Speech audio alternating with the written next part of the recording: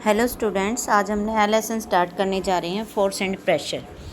जैसे कि आपने पिछले क्लास में 7th क्लास में चैप्टर पढ़ा था, स्पीड वाला लेसन पढ़ा था, तो उसमें आपने कुछ क्वेश्चंस के आंसर मिले थे। जैसे कि यहाँ पर कुछ क्वेश्चंस आपके लिए लिखे गए हैं कि आपको याद होगा कि कोई जो ऑब्जेक्ट है वो किससे कितना तेज़ चल रहा है। What does the distance moved by the object in unit time indicate, कि कितने समय में कोई चीज़ कितनी चल रही है। इसके अलावा you also know that a moving object like ball rolling on the ground शोज down sometimes it may change its direction of motion, कि जो बॉल है ग्राउंड पर चलते चलते अपने आप धीमी हो जाती है। कई बार जो है ऑब्जेक्ट की मूविंग ऑब्जेक्ट की डायरेक्शन भी चेंज हो जाती है, और ऐसा भी पॉसिबल है कि वो स्लो डाउन भी हो जाए और उसकी डायरेक्शन भी चेंज हो जाए। तो ये सारे जो चेंजेस हैं ये कैसे होते हैं, ये हम सब इसी चैप्टर में पढ़ने वाले हैं। आपके लिए डेली लाइफ के कुछ और एक्सपीरियंसेस दिए गए हैं।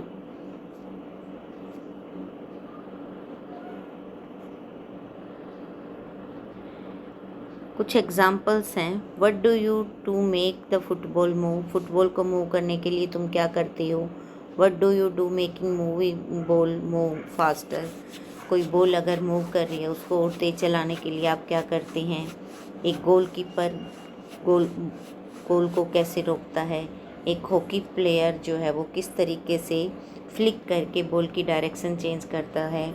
या फिर एक फील्डर कैसे बॉल को हिट बॉल को वहाँ से रोक लेता है। ये सभी एग्जाम्पल्स जो हैं,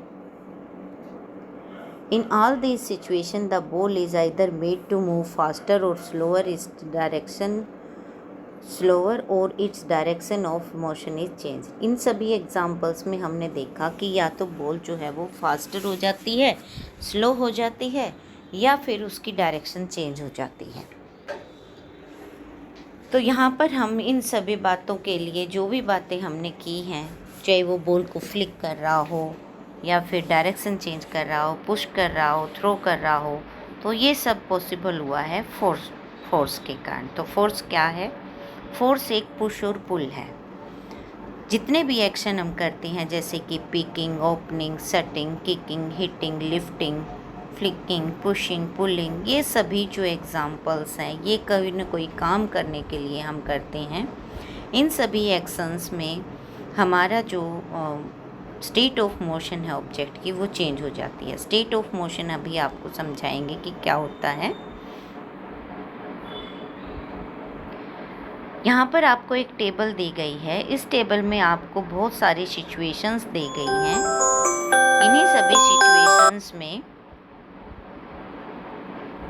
इन्हीं सभी सिचुएशंस में आपको, जैसे यहाँ पर मैं आपको एग्जांपल दिखा रही हूँ।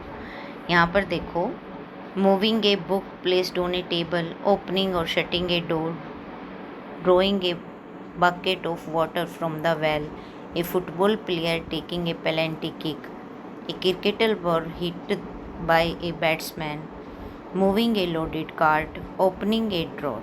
इन सभी को करने में हमें ये काम करने पड़ते हैं। या तो हम इस चीज़ को पुश करेंगे, पुल करेंगे या लिफ्ट करेंगे। इन्हीं 3 एक्शन के कारण हमारे जो हैं वो ये काम हो जाते हैं। हम डिस्कस करें कि जैसे बुक को मूव करवाना है तो आप उसको पुश भी कर सकते हैं, पुल भी कर सकते हैं, लिफ्ट भी कर सकते हैं। ओपनिंग सेटिंग ए डोर, एक बंद दरवाजे को खोलने के लिए हम उसको पुश करेंगे या पुल करेंगे। कुएं से पानी निकालने के लिए बाल्टी को, रस्सी को पुल करेंगे। फुटबॉल प्लेयर जो है वो अगर किक लगाता है तो वो पुश करेगा। क्रिकेटर बॉल, जो क्रिकेट बॉल है उसको बैट्समैन जब हिट करता है तो उसको पुश करता है। मूविंग ए लोडेड कार, एक सामान से भरे हुए ट्रॉली को, कार्ट को खींचने के लिए या धक्का देते हैं, या तो पुल करते हैं या पुश करते हैं। और ड्रॉर को ओपन करने के लिए हमें उसको पुल करना पड़ेगा। तो उसके बाद ये सारे एक्शन जो हमने किए हैं ये या तो हमने पुश किया है या पुल किया है। तो यहाँ पर हमें साइंस में डेफिनेशन मिल जाती है किसकी? फोर्स की। मार्क की हुई है, जहाँ पर डार्क लाइन है वहीं से है। ए पुश और a pull on a object is called a force. तो आपको यहाँ से फोर्स की डेफिनेशन मिल गई है। तो जितने भी एक्शन हम पढ़े उन सब में पुश था या पुल था, तो वही पुश या पुल जब किसी ऑब्जेक्ट पर लगाया जाता है तो उसी को हम क्या कहते हैं, उसको हम फोर्स कहते हैं। आगे है, यहाँ पर आपको बहुत सारे डायग्राम दिखाए गए हैं। फर्स्ट डायग्राम में जैसे कि आप देख रहे हैं, यहाँ पर एक जो व्यक्ति है वो खड़ा है और एक कार में बैठा है। तो आप क्या ये सोचते हैं कि वो आदमी खड़े खड़े ही फोर्स लगा देगा? नहीं लगा पाएगा। उसको फोर्स लगाने के लिए उस गाड़ी को उसको पुश करना पड़ेगा, और पुश करने के बाद हो सकता है कि गाड़ी जो है वो मूव हो जाए। जैसे कि यहाँ लिखा हुआ है, देख सकते हैं, note that the man has to push the car to make it move, यानी कि उसको चलाने के लिए उसको धक्का देना ही पड़ेगा। फिगर 11.3 में आप देख रहे हैं कि दो गर्ल्स हैं, वो आपस में एक दूसरे को आप क्या कह सकते हैं, पुल कर रही हैं कि पुश कर रही हैं? वो दोनों ही एक दूसरे को पुश कर रही हैं। उसके बाद नेक्स्ट जो फिगर आप देख रहे हैं, ये फिगर देख लो आप 11.3b का। इसमें भी हम बता नहीं सकते दोनों गर्ल्स को देखकर कि कौन किसको पुश कर रहा है। सेम फिगर जो है 11.3c का है, इसमें भी एक काऊ और जो एक व्यक्ति है वो एक दूसरे को पुल कर रहे हैं। तो कौन किसको पुल कर रहा है हम बता नहीं सकते। हम कहेंगे कि ये दोनों डायग्राम में ही दोनों ही एक दूसरे को पुल कर रहे हैं। तो ये सभी एग्जाम्पल जो हमने देखे, ये सब अभी हमें इन्फॉर्म करते हैं कि जो भी फोर्स लगा है वो एक दूसरे के इंटरेक्ट के बाद ही लगा है। For these examples, we can infer that at least two objects must interact for a force to come into play. Force लगाने के लिए दो ऑब्जेक्ट को एक दूसरे के इंटरेक्ट में यानी कि कांटेक्ट में आना ही पड़ेगा। Thus an interaction of one object with another object result in a force between the two objects. तो दो इंटरेक्शन है किसी भी दो ऑब्जेक्ट के बीच में, वही हम कहेंगे कि वो फोर्स है। आगे देखो, यहाँ पर एक्सप्लोरिंग फोर्सेस यानी कि फोर्स किस तरीके से लगाए जा सकते हैं। यहाँ पर आप एक्टिविटी 11.2 में आप देख सकते हैं कि एक बॉक्स है, दो बच्चे उसको पुश कर रहे हैं और बॉक्स भारी है इसलिए दोनों बच्चे उसको पुश कर रहे हैं। लेकिन इसी फिगर में जो बी फिगर है उसमें आप देख रहे हैं कि दोनों बच्चे एक दूसरे जो बॉक्स है उसको पुश कर रहे हैं, लेकिन उन्होंने अपनी डायरेक्शन चेंज कर ली है। इसी तरीके से आपने जो टग ऑफ वार है वो देखा होगा। In this game two teams pull at a rope in opposite direction. इस गेम में दो टीम एक रस्सी को अपोजिट डायरेक्शन में खींचते हैं।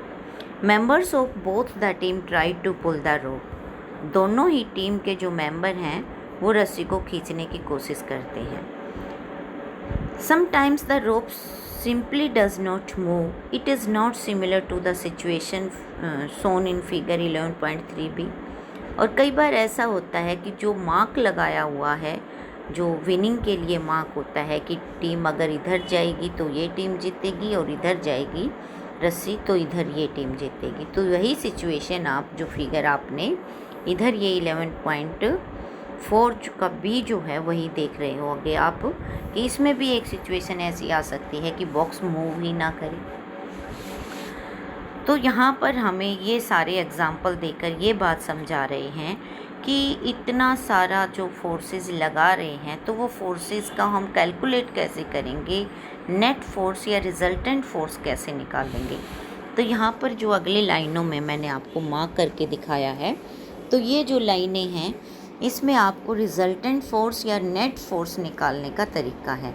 इसके लिए आप यहाँ पर क्वेश्चन बना सकते हो, how will you calculate the net और रिजल्टेंट फोर्स।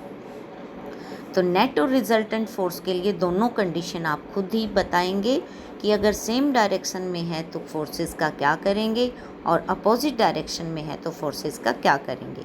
तो पहला है हमारा सेम डायरेक्शन के लिए, तो इसमें लिखा हुआ है force applied on an object in the same direction add to one another. अगर फोर्सेस को सेम डायरेक्शन में लगाते हैं तो उन दोनों को हम ऐड कर देते हैं। अब दूसरी सिचुएशन के लिए देखेंगे। In the two forces, if the two forces act in the opposite direction of an object, the net force acting on it is the difference between the two forces। यानी कि जब हम फोर्सेस को opposite direction में लगाते हैं तो net force कैसे निकालेंगे, दोनों फोर्स को डिफरेंस करके या सब्सट्रैक्ट करके। उसके बाद आप देख रहे हैं कि आपको अभी बताया कि फोर्सेस को ऐड कर देंगे या सब्सट्रैक्ट कर देंगे, तो क्या फोर्सेस हमारे पास कोई वैल्यू होती है फोर्सेस की? जी हाँ, वैल्यू होती है हमारे पास फोर्सेस की, और उसी को हम मैग्नीट्यूड कहते हैं। जैसे कि आप देख रहे हैं अंडरलाइन किया हुआ portion, the strength of a force is usually expressed by its magnitude. यानी कि फोर्स का जो स्ट्रेंथ है, फोर्स का जो हम ये कहेंगे कि उसकी कैपेबिलिटी है, उसकी जो स्ट्रेंथ है, उसी को हम उसका मैग्नीट्यूड कहते हैं। तो नेक्स्ट पार्ट पे चलते हैं लेसन के आगे। फिर यहाँ पर कुछ हमारे इफेक्ट बताए हैं फोर्सेस के कि फोर्सेस क्या क्या कर सकते हैं। A force can change the state of motion. Force object के स्टेट ऑफ मोशन को चेंज कर सकता है। तो हम देखते हैं यहाँ पर क्या क्या होता है। पहले एक्टिविटी 11.3 एक्टिविटी में आपको बताया है कि आप एक रबर बॉल लें और उसको एक स्मूथ सरफेस पे रखें। स्मूथ सरफेस आपका कोई टेबल हो सकती है, आपका कोई कंक्रीट फ्लोर हो सकता है। तो उस पर आप बॉल को रख के आप उसको एक पुश दें, और पुश देने के बाद आपको जब वो मूव कर रही थी तो आप उसको एक और पुश कर दें। तो इससे क्या होगा, इसकी स्पीड इंक्रीज हो जाएगी। और नेक्स्ट में हमें क्या करना है, ये हमने बता दिया कि इसकी स्पीड जो है वो। Next, place your palm in the front of the moving ball. और दूसरी सिचुएशन में हमें क्या करना है कि जो मूविंग बॉल है उसके सामने अपनी पाम को हमने अड़ा दिया। तो इससे क्या होगा कि उसकी जो स्पीड है वो कम हो जाएगी। आगे कुछ और एग्जाम्पल दिए हैं आपको, और ये एग्जाम्पल आपकी डेली लाइफ के हो सकते हैं। जैसे कुछ सिचुएशन में हम पहले जो पेज पर डायग्राम थे उसी को यहाँ पर फिर से बताया है। For example, while taking a penalty kick in A football, the player apply A force on the ball. कि जब कोई प्लेयर बार बार किक करता है फुटबॉल को तो वो उस पर फोर्स अप्लाई कर रहा है। इसी तरीके से जो क्रिकेट की बॉल है उसको जब हिट करते हैं तो उसकी स्पीड उससे पहले 0 होती है। अगर कोई बॉल रेस्ट की स्पीड में है तो हम क्रिकेट की बॉल की बात नहीं करेंगे, हम कोई बॉल रखी हुई है उसको जब हिट करें हैं तो उसकी स्पीड उससे पहले 0 होती है। जब उसको मूव करवाते हैं तो वो मान लो हम फुटबॉल के गोल की बात करें तो गोल के लिए अगर मूव करवाते हैं तो वो स्पीड में आ जाएगी, मीन्स उसकी हम ये कहेंगे कि मोशन में आ जाएगी। अगर मान लो इसी समय कोई गोल कीपर उसको जंप करके उसको गोल को बचा लेता है तो इससे क्या होगा कि जो मूविंग बॉल है उस पर फोर्स को अप्लाई किया और उसको रोक दिया। अगली कंडीशन में इन्होंने बताया है कि गोल कीपर रोक देगा बॉल को और उसकी स्पीड 0 हो जाएगी। तो इन सभी एग्जाम्पल में आपने 3 चीज़ें पढ़ी, तो वो 3 चीज़ें क्या हैं? These observations suggest that the force applied on an object may change its speed। पहली जो सिचुएशन है वो आ गई कि जब फोर्स अप्लाई किया जाता है तो ऑब्जेक्ट की स्पीड चेंज हो सकती है। तो आपने एक्टिविटी में देखा था कि जो बॉल मूव कर रही थी उसको हमने एक और पुश कर दिया तो वो उसकी स्पीड इंक्रीज हो गई, तो चेंज तो हुई ना। दूसरी कंडीशन में हमने उसको क्या किया था, उसके सामने अपनी पाम को रख दिया था तो उससे क्या हुआ, उसकी स्पीड कम हो गई। इसके बाद आपको गोलकीपर का जो एग्जाम्पल दिया है उसमें भी आपने देखा कि एक बार जब फोर्स अप्लाई किया तो बॉल को जब किक किया तो वो रेस्ट से मोशन में आ गई, और जब उसको रोक लिया गया तो वो मूविंग से रेस्ट में आ गई। तो अगली सिचुएशन यही बता रहे हैं कि if the force applied on an object is in the direction of its motion. जो फोर्स अप्लाई किया जाता है अगर वो जो बॉल मूव कर रही है उसी डायरेक्शन में फोर्स अप्लाई किया जाता है तो उसकी स्पीड इंक्रीज हो जाती है। If the force is applied in the direction opposite to the direction of motion then it result in a decrease in the speed of the motion. और अगर फोर्स अप्लाई करने की डायरेक्शन मोशन से opposite direction में है, यानी कि ball जो मूव कर रही है उससे अपोजिट डायरेक्शन में अगर हम फोर्स लगाते हैं तो उसकी स्पीड डिक्रीज हो जाती है। नेक्स्ट डायग्राम में आप देख रहे हैं कि एक बच्चा गेम खेल रहा है। ये साइकिल का टायर से और एक स्टिक की मदद से गेम खेलते थे बच्चे पहले भी, आजकल भी कुछ बच्चे खेलते होंगे। तो ये क्या कर रहा है, ये मूविंग ऑब्जेक्ट को बार बार पुश करके उसकी स्पीड को फास्ट कर रहा है, यानी कि वो लगातार पुश करने के बाद उसकी स्पीड लगातार बढ़ रही है। आगे देखो, आगे आपको एक्टिविटी इसी को बताने के लिए, इन्हीं चीज़ों को और क्लियर करने के लिए एक और एक्टिविटी की है। फिर से हमने क्या किया है कि एक बॉल ली है, उसको स्मूथ सरफेस पर रखा है और उसको हमने क्या किया है, मूविंग जो बॉल है मूव करवा दी पहले तो बॉल, और मूविंग बॉल के सामने हमने एक उसके रास्ते में एक स्केल रख दिया है। स्केल रखने से क्या होगा कि वो स्ट्राइक करेगी उससे और उसकी डायरेक्शन चेंज हो जाएगी। नेक्स्ट जो है वो आप देख सकते हैं, कुछ और एग्जाम्पल दिए हैं। In the game of volleyball players often push the moving ball to their team mates to make the winning move. कि वॉलीबॉल के गेम में जो प्लेयर होते हैं वो अपनी बॉल को दूसरे प्लेयर को पास कर देते हैं विनिंग मूव लेने के लिए।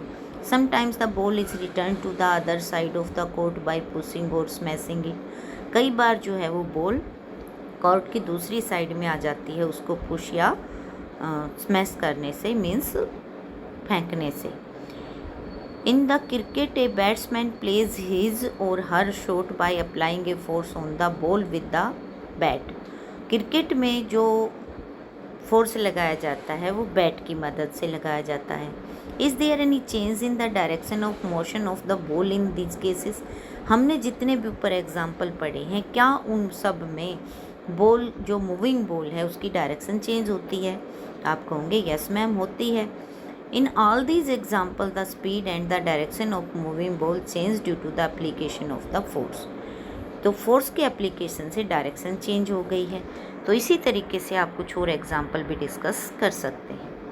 आगे फिर बताया है कि यही जो सिचुएशन हमने पढ़ी है इससे कुछ चेंज हो जाते हैं, वही चेंज हम यहाँ पर डिस्कस कर रहे हैं। A change in either the speed of an object और इट्स डायरेक्शन ऑफ मोशन और both is described as a change in its state of motion. कि अगर किसी मूविंग ऑब्जेक्ट की डायरेक्शन चेंज होती है या फिर उसकी स्पीड चेंज होती है, दोनों को ही हम क्या मानेंगे, change in its state of the motion. यानी कि ये एक सिचुएशन है जिसको हम कहेंगे change in its state of motion. दस ए फोर्स में bring a change in the state of motion of an object. इसलिए हमें एक और एग्जांपल मिल गया कि जब भी किसी पर फोर्स अप्लाई किया जाता है तो उसकी हम कहेंगे कि स्टेट ऑफ मोशन चेंज हो जाती है। तो यहाँ पर आपको स्टेट ऑफ मोशन समझाया गया है कि स्टेट ऑफ मोशन क्या है। The state of motion of an object is described bye its speed and the direction of motion. कि स्टेट ऑफ मोशन को आप किसी भी ऑब्जेक्ट की स्पीड चेंज होने पर या डायरेक्शन चेंज होने पर आप दोनों ही कंडीशन में स्टेट ऑफ मोशन को काउंट करेंगे।